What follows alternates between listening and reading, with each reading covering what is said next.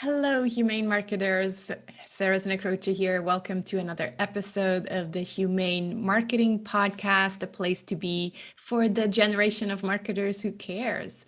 This is the show where we talk about marketing your business in a way that feels good to you, is aligned with your values, and also resonates more with your conscious customers because it's not pushy, ethical, and also beautiful.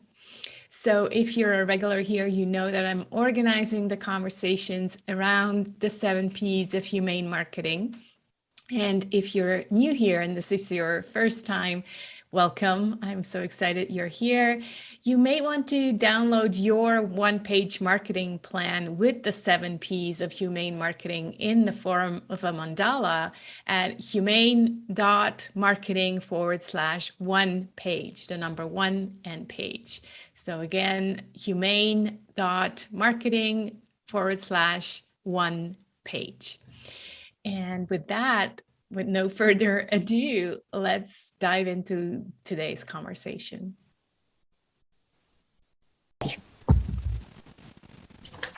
Hello, Stacy. So pleased to meet you and talk to you today. Welcome to the show. Thank you. I'm happy to be here. Yeah, it's great to connect with you. I remember I heard you on the Conscious Business podcast. I think it's Conscious Business, talking about, your main topic, which we'll dive into, but I'm really glad you're here because I think it's a really great topic and often probably also one that people are confused about. So let's kind of lift some of this confusion. So let's start with your company, because your company name is Doing CX Right.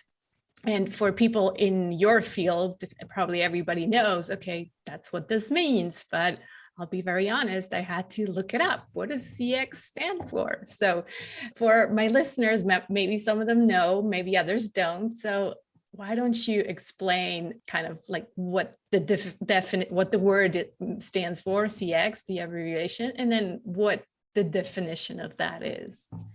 Yes, that's a great starting point. And thank you for looking up CX, because I wonder how many people actually take the step to do that. And I'm all about doing, not just talking. So CX stands for customer experience. And customer experience in a broad sense is the entire way people interact with a company, with a brand, which brand are actually people. And there are micro moments from when you learn about a company to when you actually buy and you get that product or service and you use it and you pay for it and you get help. And there's all these micro moments. And in totality, that's the customer experience. And as practitioners, we carefully design the entire journey from an outside-in perspective, meaning based on what customers or your target audience wants and needs, not based on what you think they want or need. So that's the highest level to explain. And I want to also clarify something that people don't understand. Customer experience is not customer service. I think that's where the confusion part comes in. That's exactly what I meant, because like these words, they sound similar, but yes, they're completely different. So explain to us why. Yeah. So customer service has been around forever. And that's traditionally what you think about when you get stuck using a product or you need help with a service or start using something that you just bought. You typically will call an 800 number or you'll go to a website and chat. You're asking for help. And so that's a very important part of the journey, but that's one piece. So if, for example, buying the product is easy and getting set up, we think about an Apple iPhone, right? They make it easy to use it. But if you get stuck and you can't figure something out, you will call customer service, customer care. So the important thing to understand is that customer experience is the totality, the holistic experience that makes you want to buy from a brand and tell others. Customer service is the part where you're getting help. Makes sense? Yeah, totally. And it's also kind of like, if you think of the whole customer journey, customer service is usually after people already bought. Maybe in some cases, it's like, well, you call a number to ask specifics about, how does this compare to this product or things like that. But oftentimes it's after the purchase where the customer experience, a lot of it is actually also before, right? Yes, but there's both. So you might need to call customer service, but they call it more of a sales channel, not service. So service, you're right, is post-sale. But there definitely is a department that handles the pre-sale questions so that you feel comfortable and trust to give a brand your money. Right. Yeah. Okay. I want to come back to this idea of micro moments, because I think that is a gold nugget right there. And we usually think of micro moments, I think, when we are in touch with the brand, or, us online business owners, when we're in touch with a website.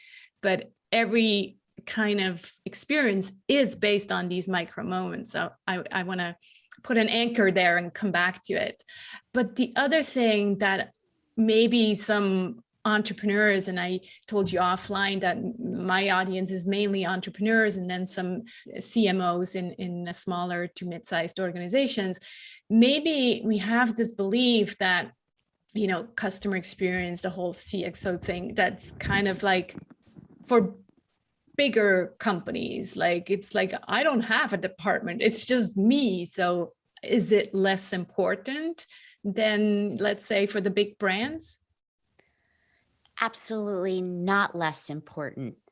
It is just as important, and in fact, easier for smaller brands because there's less silos. So you actually can do more and use CX as your brand differentiator faster than a big company. And it doesn't require a big budget to do so. You can literally bring everybody to your room, virtual or in person, and start off with whiteboarding. What is the customer journey that we want to create? Or what is it in place right now? How do people first learn that you exist? Right. That's typically done by marketing, but what are the ways they learn? And how can they buy from you? Is it just from a sales channel, Salesforce? Is it a retail location? Is it online, digital? Is it you have to call an 800 number? So you define those different ways and you go across the customer journey and you create that, co-create that with your team. It could be a team of one person who owns your billing, your finance, one person handles the complaints and questions, customer care. So bring those people together, design it, and then where the magic happens is then you bring it to your customers or target audience, and then you say to them, look, this is how we designed it, but does this meet your needs? So for example, let's say people typically learn about your brand or about solutions that your brand actually solves for whatever pain point or need. Let's say customers say, well, I typically read a certain publication, and you're not there. You're spending your money on social media, but your audience is actually in reading this technology magazine, let's say. Well, you need to know that, and you wouldn't know it unless you design and then validate what you've created with real people. Right. Does that make sense? Yeah. Yeah. And involving your customers, your clients, I guess you could just, ask your existing clients or send out a survey to your email list or things like that, right? Yes. So you want to do persona development up front. So who is your typical buyer, or who do you want to be your typical buyer? Who are they? What do they look like? What do they care about? What's their typical financial income, the demographics? So then you know who's your target audience. You can't appeal to everybody. And then you design that journey for that persona that you either have or want to seek. And those are the people that you ask. So it can be your customer. That's the easiest path. But you could also go after people who are not your customers and understand what they care about too. Mm-hmm. Yeah. You mentioned marketing, and I guess since this is a podcast about marketing, would you say that marketing is the first step in a customer experience? Is it always the first step, or are there other micro moments that could be first steps? Generally, I believe it does start with marketing activities, because someone has to be aware that your company exists. And awareness is through marketing, promotion, branding. So Right. awareness and interest is generally the first place. But if you're an established brand, you've been in business for a long time, it may not require that. And then it may jump to the next part of the journey. So it depends where people are in their mindset and what they know about you.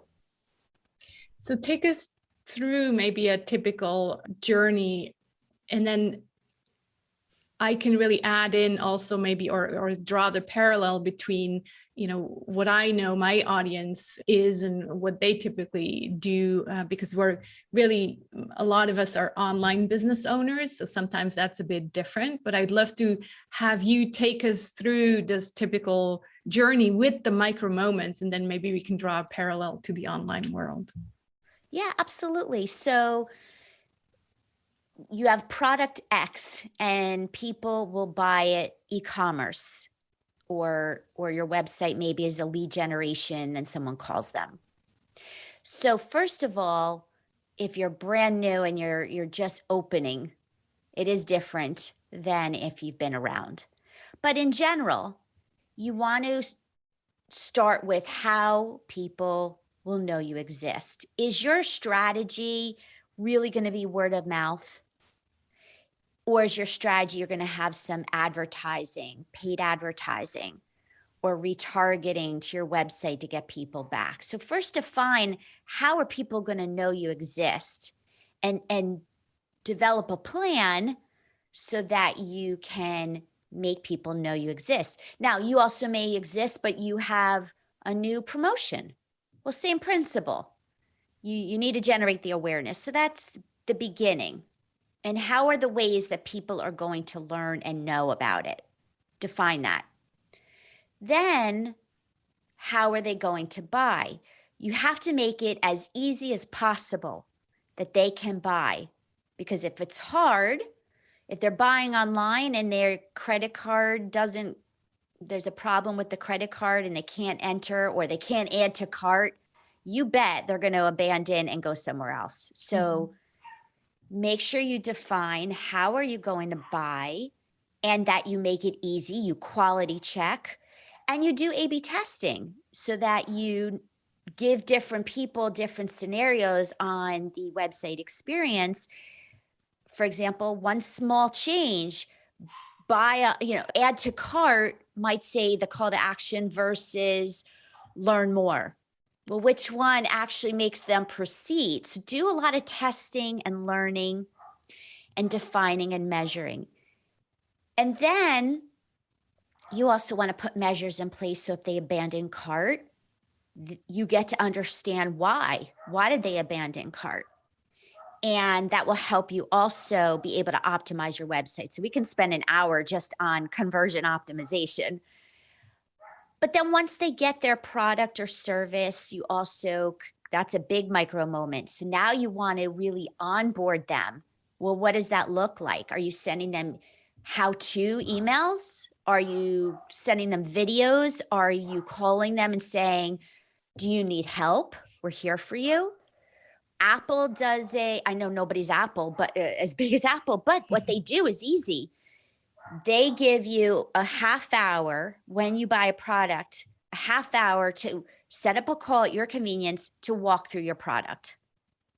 That's a wow moment, but actually it's just the basics, doing it right so that you loved what you bought. Anyone could do that. Yeah. And so again, I'm walking through different points, but these are ways that you can create a great experience from beginning to, and there's no end, because eventually maybe they'll buy more from you if they enjoy the experience. They buy an experience and they buy on feelings much more than price. Yeah, I love that. And I'm just going to kind of translate it to how it would be for a service-based business owner, you know, a coach, a consultant, a solopreneur in healing or anything like that. It is really very much the same thing, except maybe we use other terms. So the experience is still, you know, find out how you're going to bring people to your website or to your offering. And that can be you're active on Facebook, you're like an online networker, on an in-person networker, you're a podcast guest. You know, there's so many different ways, obviously, in marketing, how you bring people to your site. And then from there, like you said, Stacy, it's about, well, what's their next step? Make sure that people know what their next step is. Maybe it's they download your free offer. From there, you lead them through a series of emails where you mention your product and or service. And then from there, make it easy for them so they can pay. And then, yeah, once they paid, what's the next step? So it's like this whole flow of things that really, it's almost like you have to experience it once yourself, go through that whole cycle yourself. So you really know, how does that feel on the other end? Was that easy? Was it difficult? I really feel like it's this flow where things just naturally happen, one thing after the other, right? So yes, what you said is correct. Walk in your customer's shoes, go through the flow. Yeah. But that's not it. That's where companies fall short. They're good at creating what they think people want.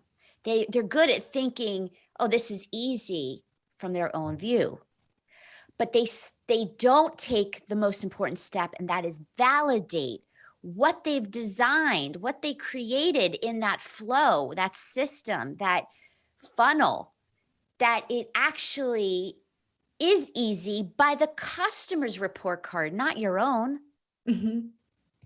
That's where people forget. So they'll design without knowing it's a journey map.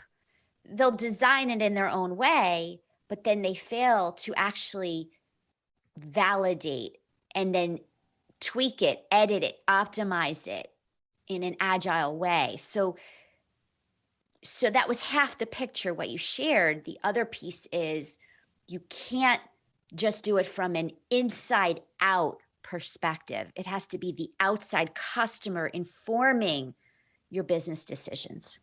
Okay. So yes, you have to walk through it maybe once yourself, but then you want to hear and listen to what the customer tells you, you know, this was really difficult or, you know, yeah, then you basically, I guess, wait for some problems to happen. So that's when you know, oh, this thing needs improvement.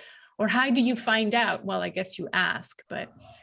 Well, that's a great question, because no, you don't want to be reactive. You want to be proactive. Yeah. So absolutely. There's structured and unstructured ways to do that. And what I mean is, structured is, yes, you ask, you send a survey, you do one-on-one interviews, but then there's the unstructured insights. So you look at social media, you look at ratings and reviews, you look at multiple sources of the voice of customer. And that's how you know how they're feeling and what they how they perceive your brand.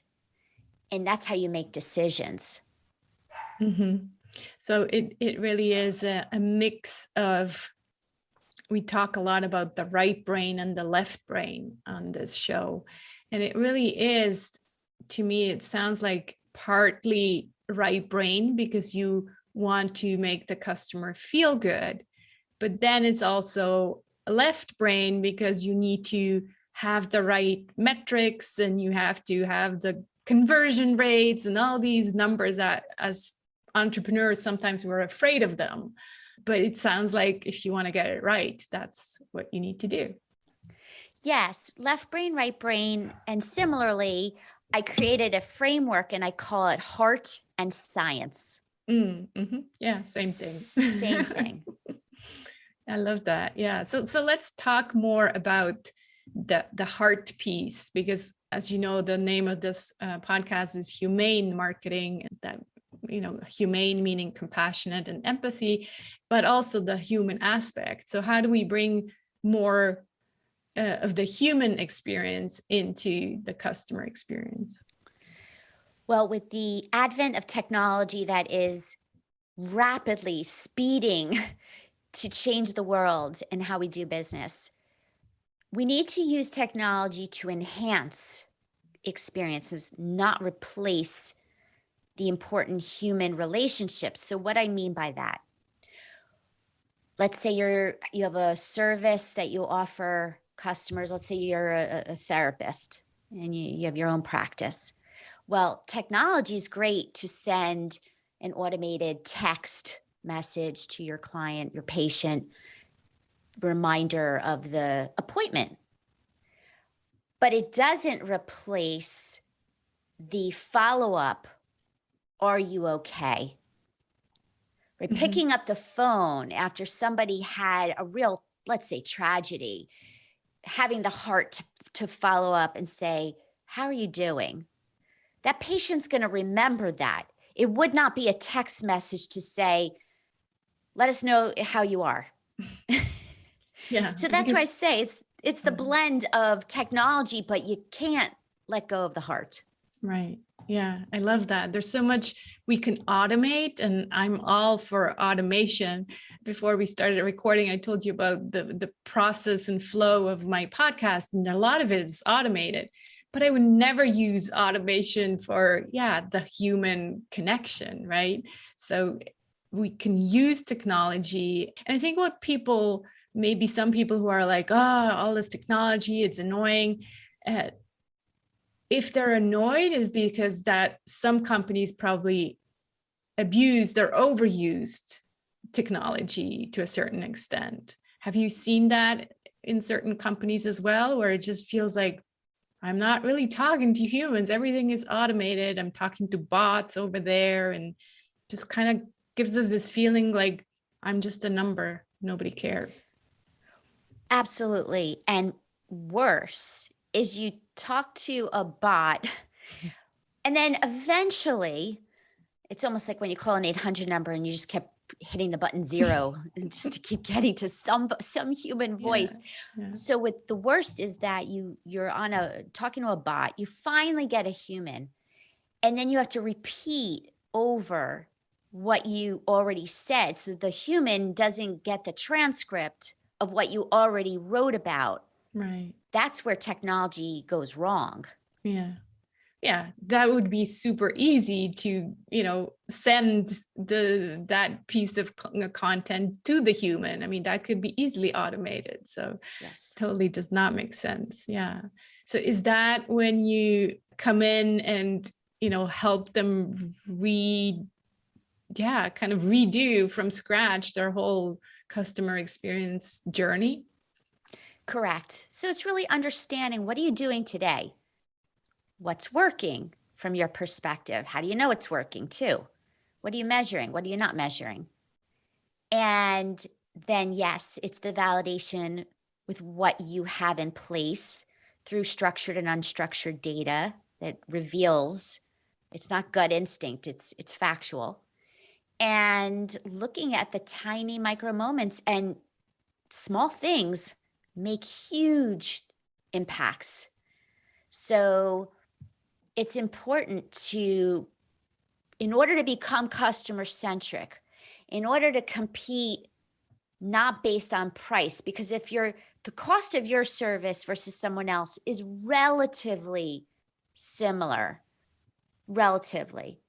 then it is going to be based on the experience. I always say about Starbucks, I don't pay for that coffee because I like paying triple the amount for where I can go to the local shop for $2 less.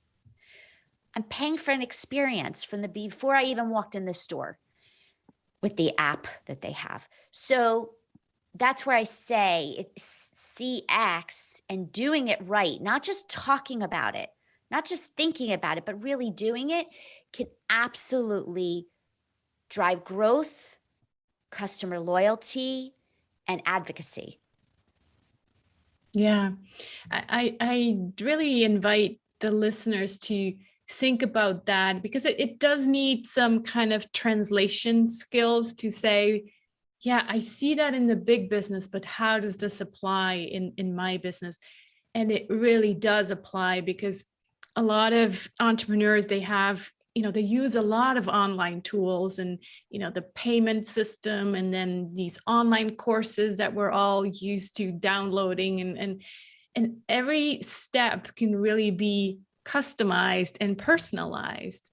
And I'm not talking about fake personalizing, like, because people know now that these tools, they all let us put in the first name. That doesn't make it more human, in my opinion, anymore. It used to maybe, but now we all know, oh, this is just a, a mass email.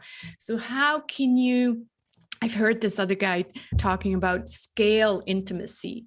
To me, that's really also what this is about. It's like, yes, we're using, the customer experience for all these different customers that we don't know yet personally, but how can we make it kind of feel intimate in a way that feels very personal and human? What do you think about that? Know your customer. So if you know that they bought, let's say,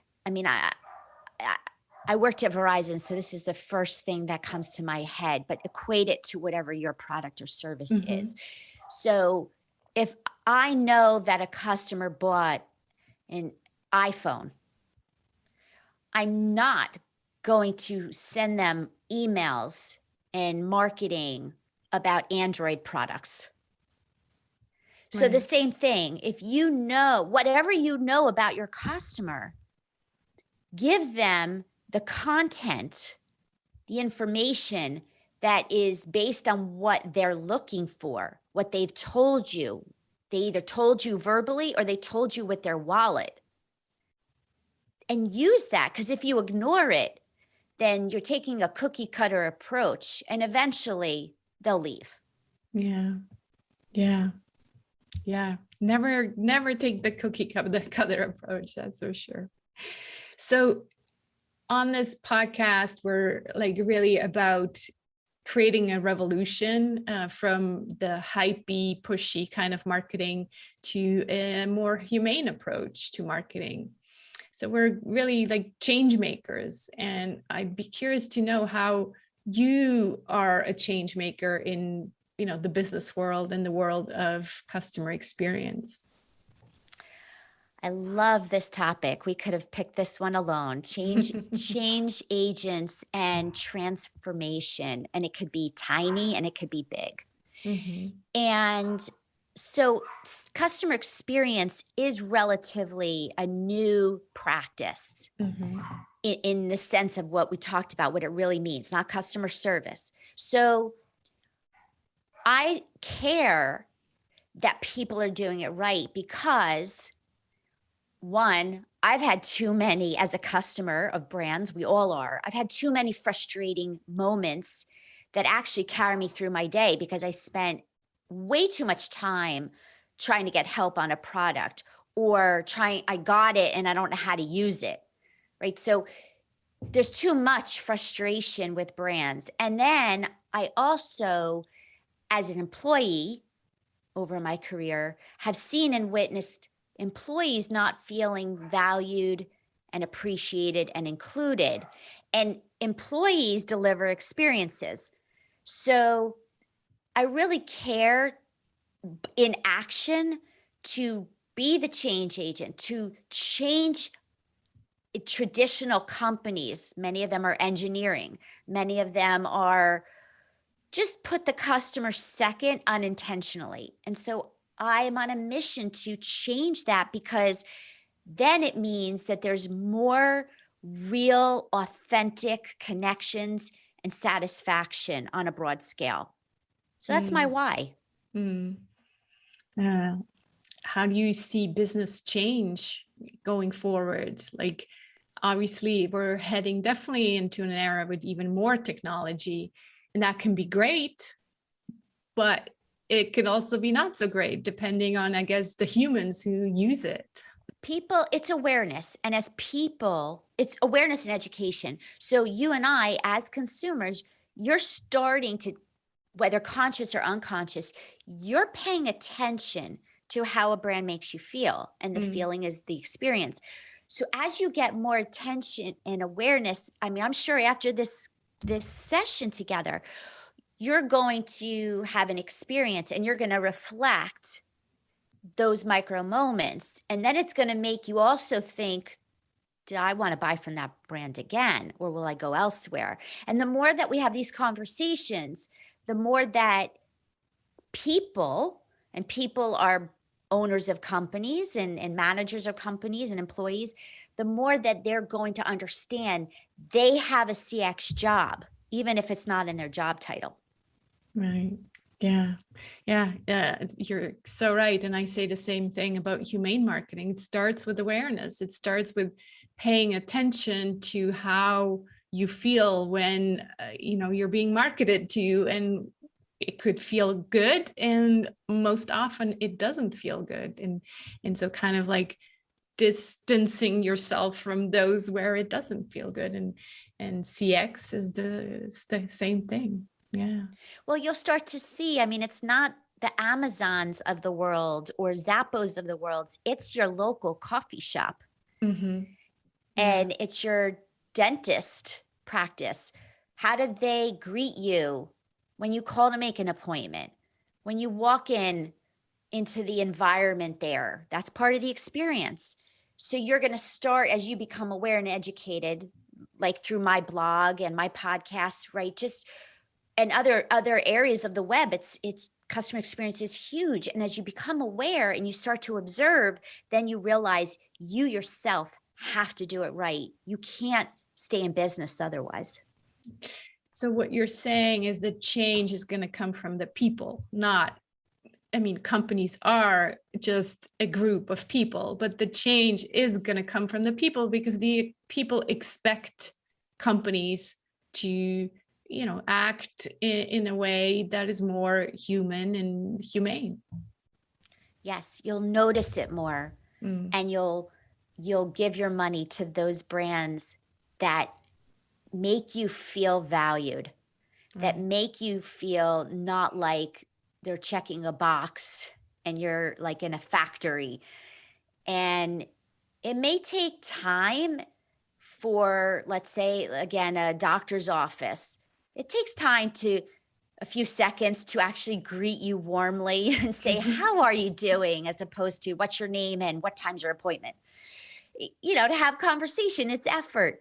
But gosh, small acts like that, doing the basics right, just start with that. You'll see how you feel, and then you'll realize to pay it forward. Yeah. Can't wait for this world. It'll be a good one. This has been great. I have to say that I have so much faith in this, because my older kids are coming to me with stories about good and bad customer experiences. So I really believe the next generation, they're driving the change too. Yeah. And I feel like the level of tolerance is lower, because we're all just tired of, that kind of behavior. So I agree with you. The next generation will be like, I'm not buying from that place anymore. Yeah. No, Our patience is lower. Mm. Our level of satisfaction has to be higher to get our attention. Yeah.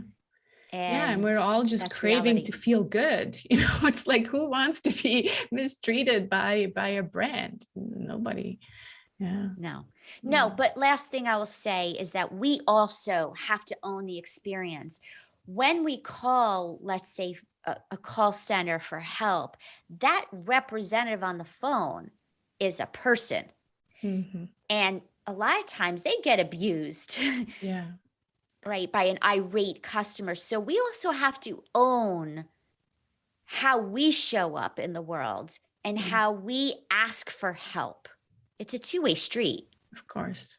Yeah, totally. Yeah, if we want to be treated like humans, then we also need to treat the people on the other side like humans. Totally.